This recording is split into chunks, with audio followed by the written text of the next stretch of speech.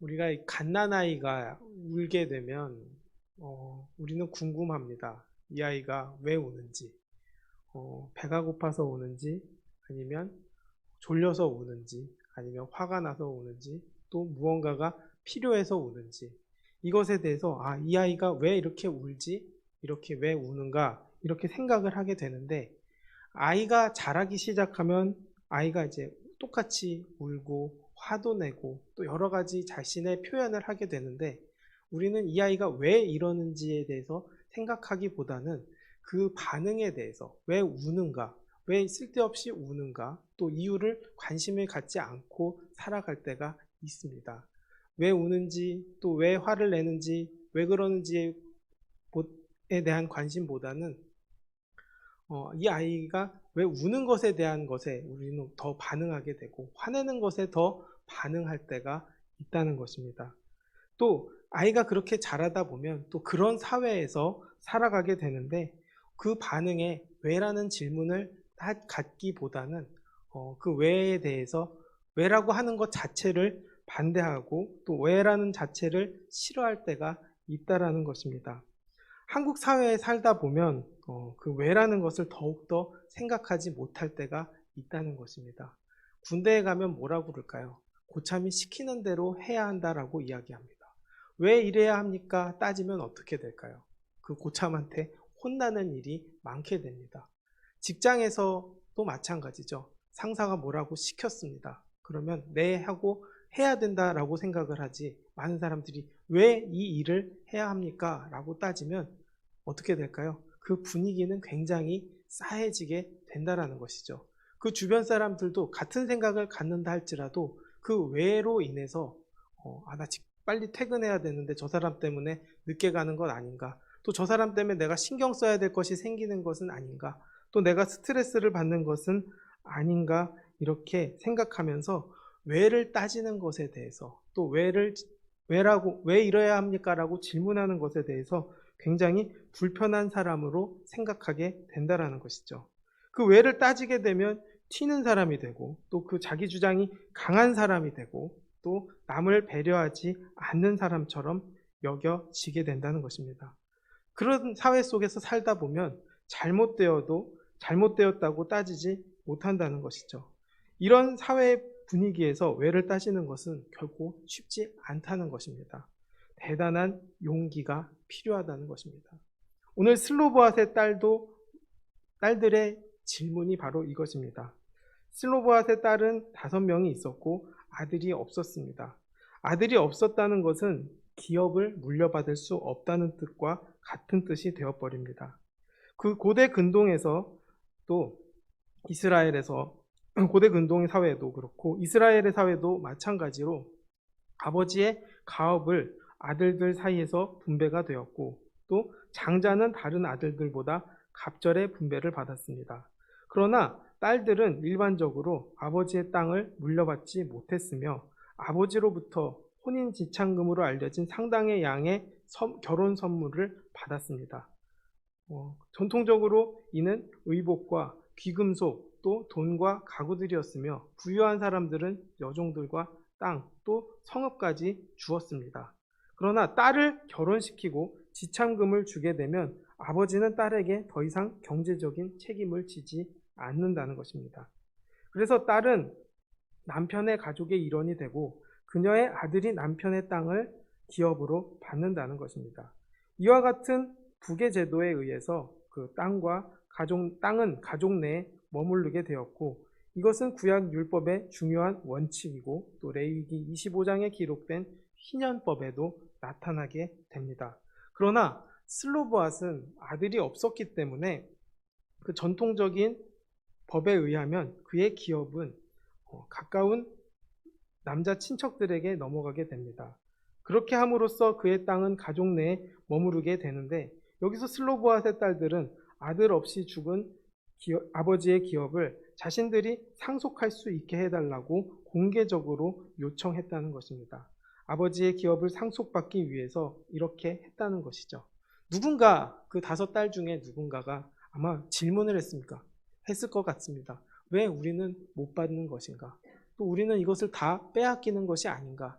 또 아버지의 명예는, 아버지의 이름은 우리가 갖지 못하는 것으로 인해서 남겨지지 않는 것은 아닐까, 이런 생각을 하게 되었을 것이고, 그 생각을 통해서 그 이스라엘 종족 앞에서 자신의 억울함과 또 자신들에게도 땅을 달라고 고백했다라는 것입니다. 이것은 굉장한 용기가 있었을 것이다 라고 생각합니다. 물론 딸 중에서도 이런 이야기를 했을 사람도 있습니다. 괜히 얘기했다가 우리가 더 손해보는 것은 아닌가, 오히려 아버지의 이름은 더 더럽히는 것이 아닌가, 이런 생각을 할 수도 있었을 것입니다. 또 이런 상황 속에서도 또 누군가는 그래도 우리가 한 번은 말은 해야 되지 않겠느냐, 또 우리가 이것을 분명히 이야기하는 것이 결국 아버지의 영광을 드러내는 것이 아니겠느냐, 이렇게 이야기했을 것이라는 것입니다. 그러나 이 분위기는 사실 용기를 내기 힘든 상황이라는 것이죠. 그러나 우리는 그들의 왜라는 질문을 통해서 그들이 나섰을 때 하나님의 반응을 알게 된다는 것입니다. 사람과 기계가 다른 점이 무엇이냐? 지금 AI가 많이 나오고 AI가 생각을 한다, 여러 가지 이야기를 하지만 사람과 AI의 차이는 바로 여기에 있다고 생각합니다. 왜 해야 되는가? AI한테 무언가를 물어봤어요. 이렇게 하기를 원한다. 이렇게 하면 어떻게 해야 되느냐? 그러면 AI가 이렇게 답변하는 건 본 적이 없습니다. 왜 이렇게 질문하십니까? 왜 이런 질문을 하십니까? 라고 이야기하진 않습니다. 사람이기 때문에 사람은 왜라고 질문할 수 있어야 한다는 것이죠. 이것이 하나님이 우리에게 주신 자유의지이고 또 특권이기 때문입니다. 하나님이 주신 이 왜라는 질문을 하지 않게 되면 모든 것을 기정사실로 받아들이게 됩니다. 그렇게 되었을 때는 우리는 무책임한 사람이 되고 만다는 것이죠. 결국 믿음 생활에서도 우리는 의심이 있었을 때 그 건강한 믿음이 유지된다고 생각합니다. 하나님의 존재에 대해서 내 믿음이 흔들린 적이 없다라고 말하는 사람도 있을 수 있습니다. 그러나 그 믿음에 대한 치열한 싸움이 없다면 그 믿음은 상황과 환경에 대한 믿음일 뿐 진짜 믿음이다라고 말할 수 없기 때문입니다. 자동적으로 내려가는 믿음은 없다는 것이죠. 하나님께서는 한 사람 한 사람을 만나기 원하시고 또 치열하게 물어보기를 원하신다는 것입니다. 우리는 신앙생활에서 하나님을 꼭 만날 때 치열하게 만나기를 원합니다. 또 치열하게 묻게 되기를 원합니다. 왜 나에게 이런 상황을 주셨습니까? 왜 나에게 이런 자리에 앉게 하셨습니까? 왜 이렇게 나를 이렇게 인도하셨습니까? 우리는 그 치열한 기도가 있어야 될 것이고 그 치열한 물음이 기도 속에 나타나야 한다는 것입니다. 하나님은 그렇게 여러분들이 기도를 통해 묻기를 원하시고 계시다는 것이죠. 이런 상황에서 모세는 중요한 역할을 하게 됩니다. 모세 역시 슬로브핫의 딸들이 제기한 그 의의를 하나님께 묻습니다. 사실 모세가 그 슬로브핫 딸들이 제기한 그 이의를 그대로 무시했다면 이것은 그냥 넘어갈 수 있었던 상황입니다. 그들이 이 일을 제기했다는 것 자체도 파격적이었기 때문에 그냥 자기 선에서 물를 수 있었습니다. 또 그의 나이는 120세였습니다. 그런 여성들의 그 이의 제기를 분명히 물리칠 수 있었고 거절할 수 있었지만 그런 상황에서도 모세는 하나님께 아뢰었다는 것입니다. 하나님이 원하는 사람은 바로 이런 사람이라는 것이죠. 슬로브핫의 딸도 하나님께 아뢰기를 원했고 목숨 걸고 또 용기를 내어 아뢰었고 또 모세 역시도 충분히 아뢰지 않을 수 있고 자신의 상황에 자신이 충분히 처리할 수 있는 상황이었음에도 불구하고 아뢰었다는 것입니다. 이 둘의 공통점은 결국 하나님께 아뢰었다는 것이죠. 하나님께 질문했다는 것입니다. 이것이 바로 하나님의 사람의 모습이 아닌가 생각합니다. 결국 이런 모세의 모습을 통해서 지도자로서의 중요한 덕목을 가르쳐주게 된다는 것이죠. 자의적으로 판단하기보다는 먼저 하나님께 아뢰었던 그 모세의 결정이 칭찬받고 본받을 만한 것입니다. 그런데 중요한 것은 하나님은 그 말씀을 들으시고 그 말씀에 대하여 답해 주셨다는 것입니다. 결국 그의 딸들의 말이 옳으니 그 아버지에게 돌아갈 기업을 얻도록 배려해 주라고 말씀하십니다. 단 슬로브앗의 딸들은 다른 지파로 시집가면 안 된다라고 말씀하셨습니다. 그것은 그들이 아들처럼 땅을 분배받았기 때문에 다른 지파로 가게 되면 므낫세 지파의 기업이 다른 지파로 넘어가기 때문이라고 36장 6절에서 7절 말씀에 말씀하고 계신다는 것이죠. 하나님은 결국 이 모든 것을 판결해 주셨고 또 해결해 주셨다는 것입니다. 또 그로 인해서 많은 사람들이 이런 비슷한 케이스들이 있을 때 법적으로 하나님의 말씀이다 라고 해서 자신의 것들을 챙겨 나갈 수 있게 하나님께서는 만들어 주셨다는 것입니다. 새로운 상속법을 설정해 주셨고 또 그것은 사람이 죽으면 아들에게 돌려주게 되는데 또 그 아들이 없으면 딸에게 주고 또 딸도 없으면 형제에게 주고 형제도 없으면 가까운 친족에게 주라고 했다는 것입니다. 상속의 규례가 달라지게 되었고 이 상속법은 후대에도 지키는 그 기업을 받는 법이 되었다는 것입니다. 결국 누군가의 용기가, 누군가의 믿음이, 누군가의 질문이 결국 법과 혜택을 명확하게 했다는 것입니다. 우리가 오늘 말씀을 통해서 알아야 할 것은 결국 문제가 생기면 하나님께 가져가야 한다는 것입니다. 또 가져가서 하나님께 질문해야 한다는 것입니다. 왜 우리는 못 받습니까? 우리는 왜 못 갔습니까?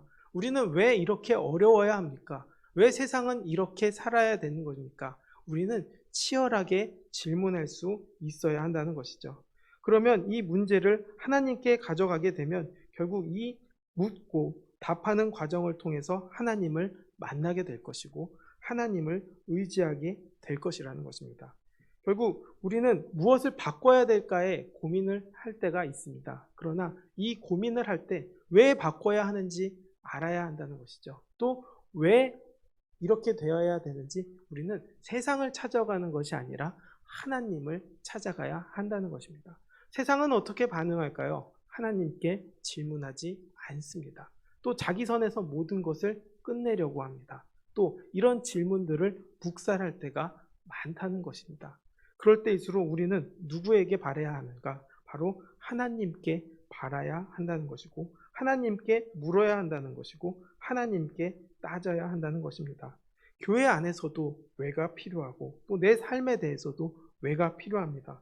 그럴 때일수록 더욱더 하나님께 질문하고 따져야 한다는 것입니다. 우리가 욥의 고난을 한번 생각해 보길 바랍니다. 욥이 고난을 받았습니다. 그럼 욥은 누구에게 따졌나요? 하나님께 따졌다는 것입니다. 하나님은 어떻게 반응하시나요? 하나님은 말씀을 통해서 반응을 하십니다. 그 반응에 욥은 어떻게 대답하나요? 결국 하나님께 감사하고 하나님의 뜻에 하나님이 옳다고 자신의 생각을 돌이키고 자신의 삶을 돌이키게 되었다는 것입니다. 결국 그것으로 인해서 욥은 더욱더 하나님께 인정받게 되었고 욥도 하나님을 인정하는 사람이 되었다는 것입니다. 결국 오늘 이 기도 시간에도 우리는 하나님께 더욱더 치열하게 묻는 시간을 갖게 되기를 원합니다. 왜 이런 상황이 됐는가? 왜 이러는가? 왜 이렇게 살아야 되는가? 여러 가지 질문들을 하나님께 치열하게 묻게 되기를 원합니다. 울면서 물어도 되고 또 소리질러 물어도 됩니다. 하나님께만 물어보시게 되길 원합니다. 그러면 답해 주시는 하나님을 만나게 될 것이기 때문입니다. 그 만나 주시는 하나님을 통해서 믿음이 더욱더 굳건해지기를 바랍니다. 그리고 그런 하나님을 통해 우리는 하나님을 더욱더 의지하고 살아갈 수 있는 저와 여러분이 되기를 주님의 이름으로 축원하겠습니다. 기도하겠습니다. 하나님, 우리 삶에 왜가 있다는 것은 하나님의 축복임을 믿습니다. 하나님의 선물임을 믿습니다. 그리고 그 하나님이 주신 그 왜를 통해 하나님께 더욱더 질문하고 하나님께 더욱더 묻고 또 하나님과 따지어가며 우리가 기도하고 만나기를 원합니다. 하나님은 그렇게 한 사람 한 사람을 만나주시기를 원하시는 것을 우리가 알고 있사오니 주님, 이 치열한 기도를 통해서 또 치열한 물음을 통해서 하나님 만나주시고 또 그 만남을 통해 답해주시고 이것을 통해 더욱더 믿음이 굳건해지고 늘 하나님을 의지하는 삶을 살아가게 주님 도와주시옵소서. 언제나 인도하시는 하나님께 감사드리며 예수님의 이름으로 기도드렸습니다. 아멘.